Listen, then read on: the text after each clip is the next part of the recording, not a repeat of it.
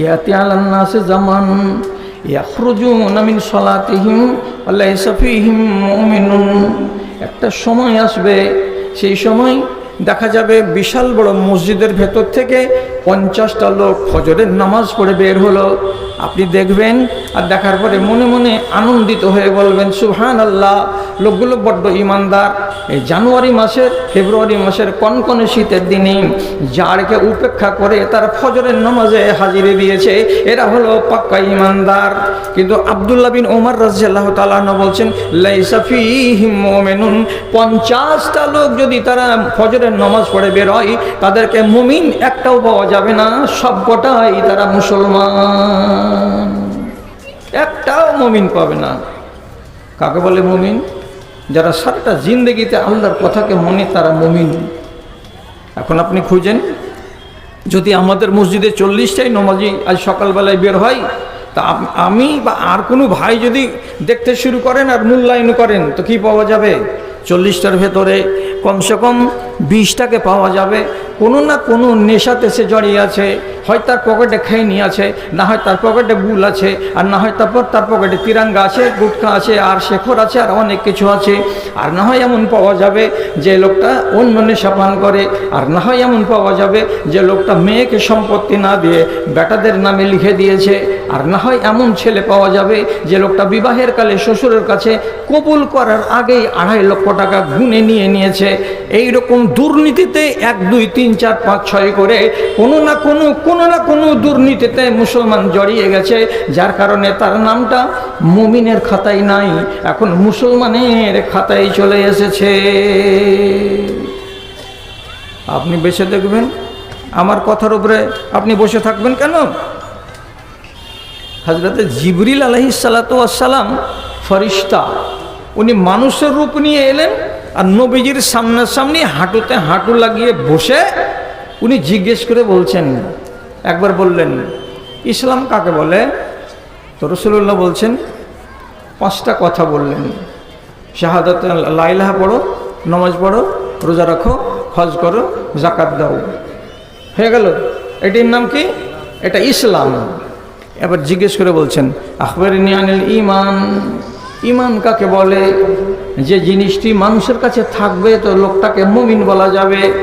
তখন নবীজি উত্তর দিয়ে বলছেন আনতুমিনু বিল্লাহি, যারা আল্লাহকে বিশ্বাস করবে, ও মালাইকাতিহি, আল্লাহর ফেরেশতাকে বিশ্বাস করবে, ও কুতুবিহি, আসমান থেকে যত কিতাব নাজিল হয়েছে তাকে বিশ্বাস করবে, ও রসুলিহি, যতগুলো রসুল দুনিয়াতে এসেছে তাদেরকে বিশ্বাস করবে, যারা তকদিরকে বিশ্বাস করবে এবং যারা কিয়ামতকে বিশ্বাস করবে।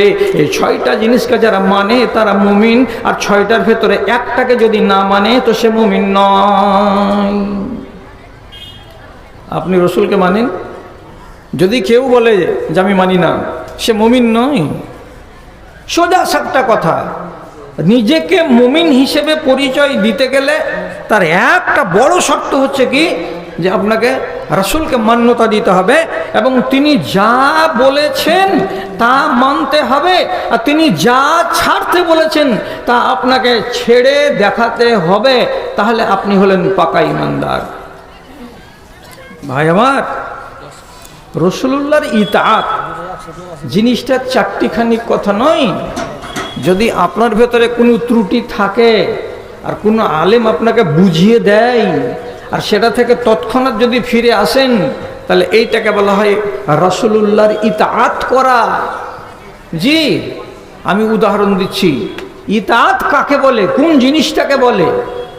একদিন হানজালিয়া বলে এক সাহাবী ইরাকের কোনো এক মসজিদে বয়ান রাখছেন।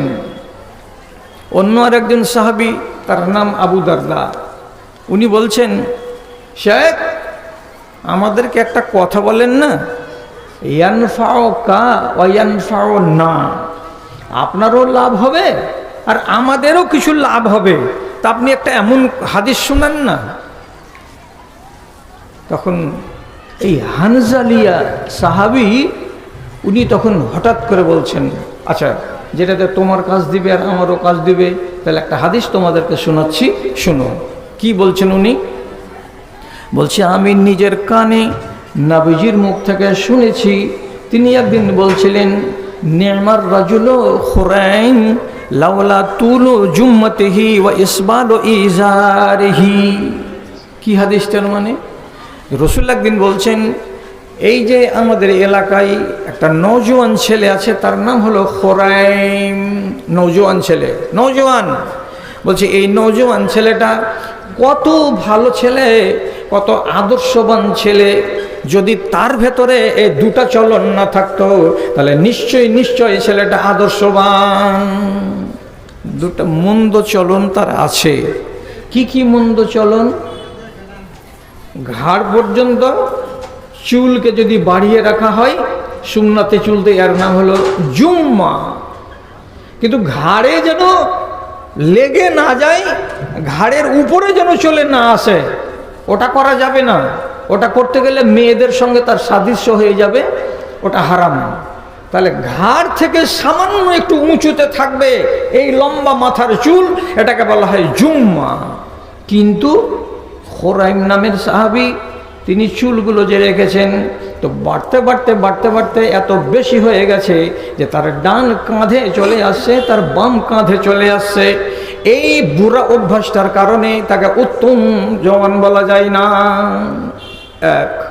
2 নম্বর, ইসবালু ইজারিহি, ছেলেটা যখন লুঙ্গি পরে তখন তার লুঙ্গি গোড়ালির নিচে চলে যায়। যখন পাজামা পরে তখন তার পাজামাটা গোড়ালির নিচে চলে যায়। তাই গোড়ালির নিচে চলে যাওয়াটা ভালো লক্ষণ নয়। এই জন্য নবীজি বলছেন, আর দুটো স্বভাব যদি দূর হয়ে যায় তাহলে পরে ছেলেটা উত্তম ছেলে বলে বিবেচিত হবে। এর মতো উত্তম ছেলে আর কেউ নাই। যারা শুনলো তারা শুনলো, শোনার পরে সেদিনকার মতো হাদিস শোনা শেষ হলো। যারা শুনেছে তাদের মধ্যেকার একজন লোক কয়দিন পরে সামনাসামনি সাক্ষাৎ এই যুবক ছেলে খুরাইমের সাথে। আর যেমনি সামনাসামনি দেখা, ডেকে বলছে, শুনো শুনো শুনো শুনো শুনো, তোমার একটা কথা আছে। কি কথা? রাসূলুল্লাহ বলেছেন তোমার সম্বন্ধে, এই জন্য তোমাকে ডাকলাম। তো বলছে যে আমার নাম নিয়ে বলেছেন রাসূলুল্লাহ? বলছে, হ্যাঁ, তোমার নাম নিয়ে বলেছেন রাসূলুল্লাহ। মনে মনে খুশি, ওহ, আমার নাম নিয়েছেন রাসূলুল্লাহ, না? তাহলে ভালোবাসাটা কত আছে। তারপরেই শুনতে পাচ্ছে কি বিপজ্জনক কথা। কি তুমি, তোমার ঘাড়ে চুলগুলো এত বড়, যেটা সীমা লঙ্ঘন করেছে, এটা রাসূলুল্লাহর সুন্নাত নয়। তোমার চুলগুলো, তোমার লুঙ্গিগুলো গোড়ালির নিচে চলে যাচ্ছে, এটা রসুলের তরিকা নয়। তার জন্য আল্লাহ পাকের নবী গত কয়দিন আগে আমরা শুনেছি হাদিসটা, তোমার সম্বন্ধে বলেছেন যে এখন পর্যন্ত খুরাইম ছেলেটা আদর্শবান ছেলে নয়, যতক্ষণ পর্যন্ত তার এই মন্দ দুটো চাল, তার চরিত্র দূরীভূত না হয়ে যাবে, ততক্ষণ তাকে শরীফ ছেলে বলা যাবে না। যেমনি শুনতে পেল, রাসূলুল্লাহর সাথে মুহাব্বত দেখাবার জন্য বাড়ি গেল। আর যাওয়ার পরে ফাখাযা মিশকাসান, কেঁচি হাতে করলো। আর কেঁচি হাতে করার পরে নাপিতের কাছে না গিয়ে নিজের ঘাড়ের চুলগুলোকে কচকচ খচখচ করে কেটে দিয়ে নিজের মাথার এ ঘাড় বরাবর করে নিল। 1। 2 নম্বর, নিজের পাজামাকে কেটে দিয়ে গোড়ালির উপর পর্যন্ত উঠিয়ে দিল। আর ওয়াদা করে নিল, আজ থেকে আমার লুঙ্গি জীবনে কোনোদিন গোড়ালির নিচে যাবে না। এই বলে যখন 2টা ভুলকে সংশোধন করে নিল, সাথে সাথে নিজেই নিজের সার্টিফিকেট দিয়ে বলছে, আমি কত ভালো ছেলে, আমি কত ভালো ছেলে। রাসূলুল্লাহ আমার ত্রুটি দেখতে পেয়েছেন, আমাকে সংশোধন করার জন্য ইন্ডিকেট করেছেন। আর আমি রসুলের কথাকে সাথে সাথে মুহাব্বতের সাথে মেনে নিলাম। যখনই মেনে নিয়েছি তখন আমি রসুলের গোলাম। এখন আপনার ভেতরে যদি কোনো দোষ থাকে, আর কোনো আলেম যদি সারিয়ে দিতে চাই, আর আপনি যদি সঙ্গে সঙ্গে সেটাকে গ্রহণ না করতে পারেন বা সময় চেয়ে নিন, তাহলে আপনি কি ফরমাবরদার হতে পারলেন রাসূলুল্লাহ? পারলেন না। এখন কোনো একটা মানুষকে যদি জিজ্ঞেস করি, ভাই আপনি বিড়ি খাওয়া কয়দিনে শিখেছেন? একদিনে কি না, 15-20 দিনই, 1 মাস লেগেছে। তো বিড়ি খাওয়া শিখতে যদি ধীরে ধীরে ধীরে ধীরে শেখা যায়, তো ওই কাজটাকে যদি ধীরে ধীরে ধীরে ধীরে ছাড়ি তো ছাড়া যাবে কি না? আপনি আমাকে জবাব দেবেন সকালবেলায়। কে বলছে ছাড়া যাবে না? কোন লোকটা বলছে ছাড়া যাবে না? যদি ভালো মানুষের মতন মানসিকতা থাকে তাহলে কথাগুলোকে বুঝুন আর বুঝার সাথে মানার মানসিকতা দেখান। জি, রাসূলুল্লাহর যুগে প্রথম দিকে বাড়িতে বাড়িতে বাথরুম ছিল না।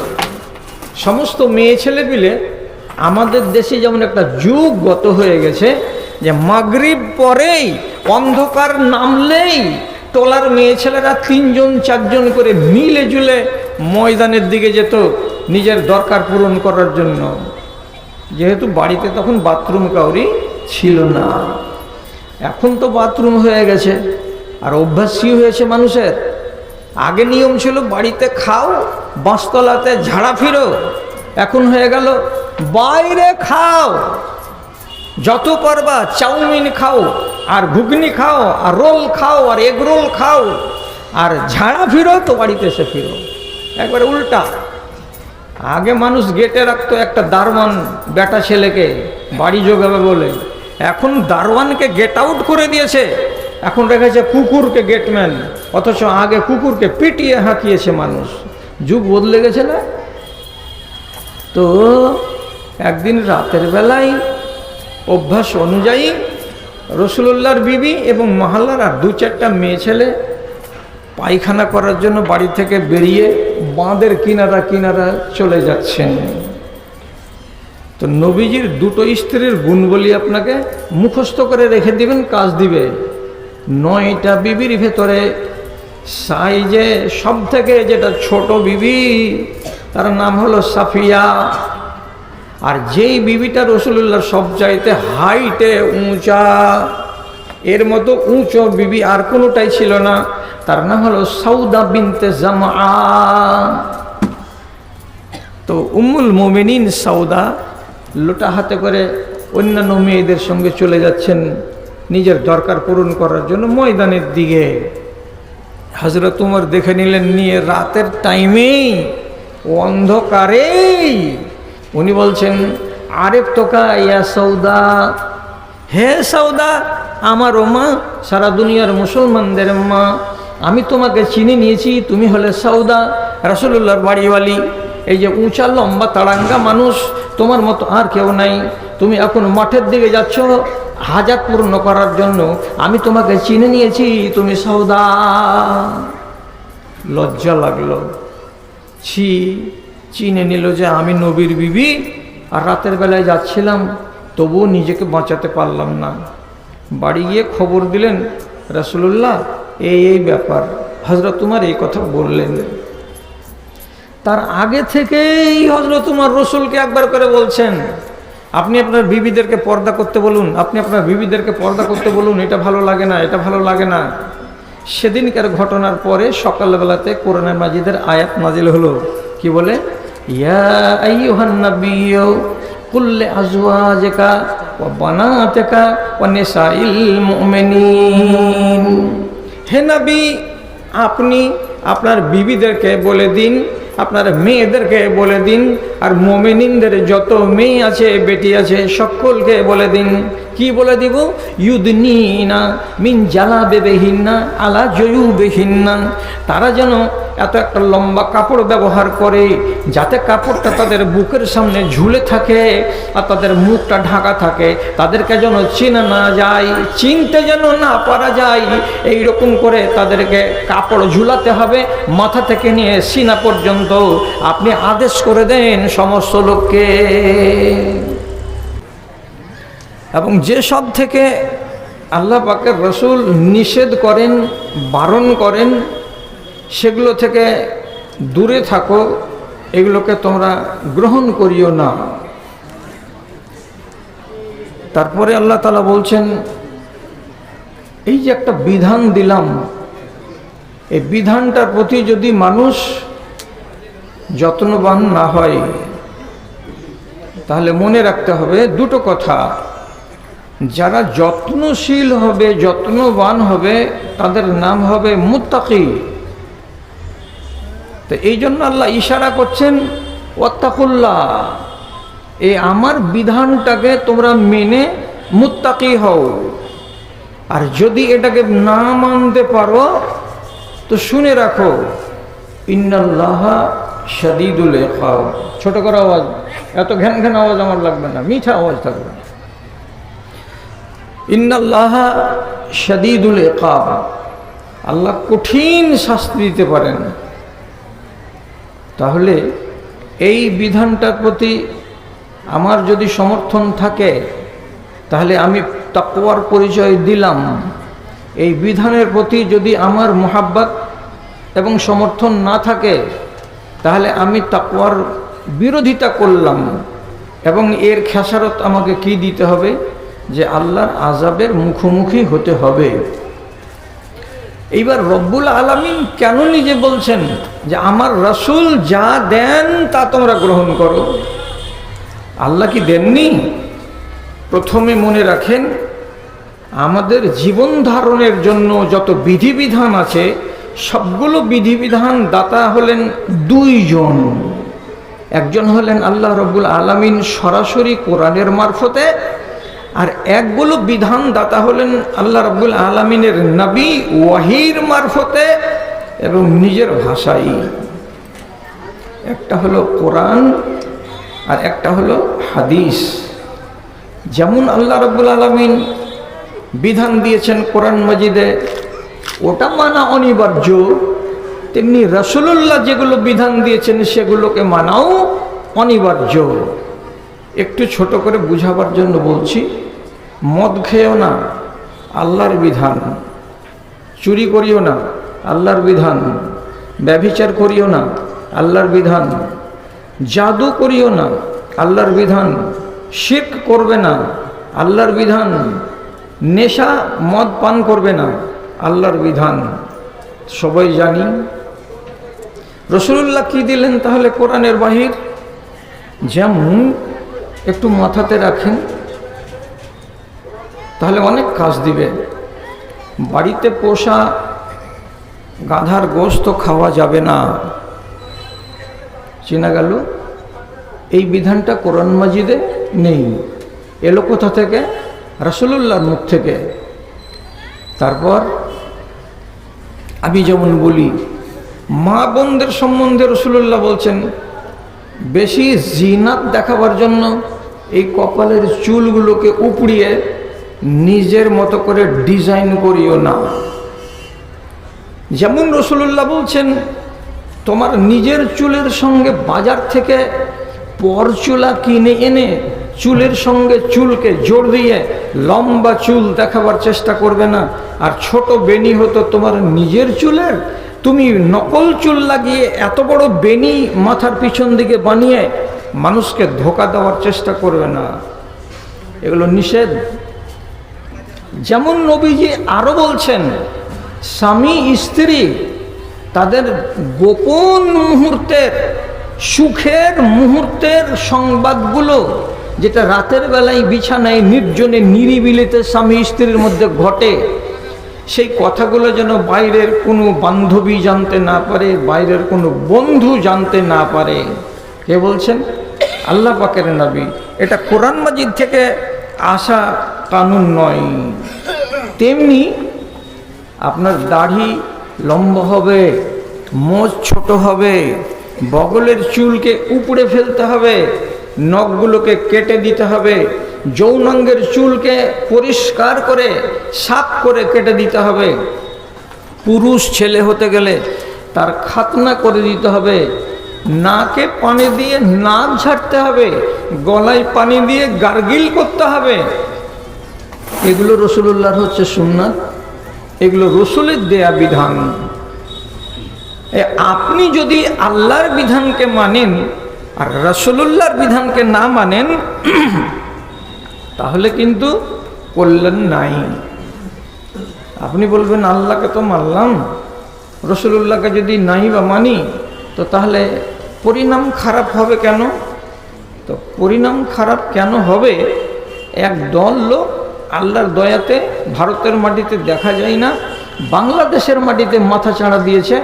তারা বলে কোরআন আল্লাহর কিতাব, আল্লাহর কিতাব আমাদের জন্য যথেষ্ট, বাদবাকি কথাগুলো আমরা মানি না, আমরা জানি না, আমরা রসুলুল্লাহকে শুধু মানি। এরা কল্যাণপ্রাপ্ত লোক নয়। আপনি যদি আল্লাহর কানুনকে মানার সাথে সাথে রাসূলুল্লাহর কানুনকে না মানেন, তাহলে স্পষ্ট কথা বলছি, এই লোকটা যত বড় দিনদারি দেখা, কোরআন মাজিদকে মেনে আর রাসূলুল্লাহকে ছেড়ে, লোকটা জাহান্নামী, একদম পরিষ্কার। রাসূল বলছেন, কুল্লু উম্মতি ইয়াদখুলুনাল জান্নাতা ইল্লা মান আবা।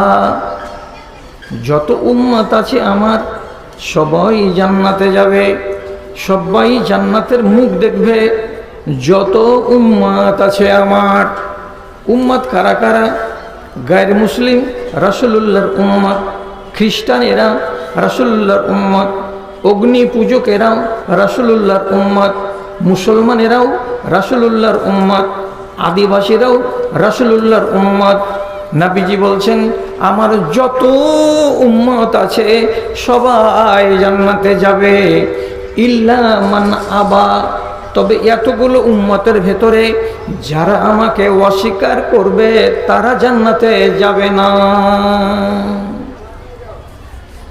তারা যাবে না। আমাদের দেশে মেজরিটি হচ্ছে নন মুসলিমদের, হিন্দু সম্প্রদায়ের। তারা কি আমাদের নবীকে মানে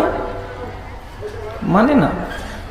তাহলে রসুলের উম্মত হওয়ার পরেও রসুলকে স্বীকৃতি না দেওয়ার কারণে তারা কোথায় যাবে?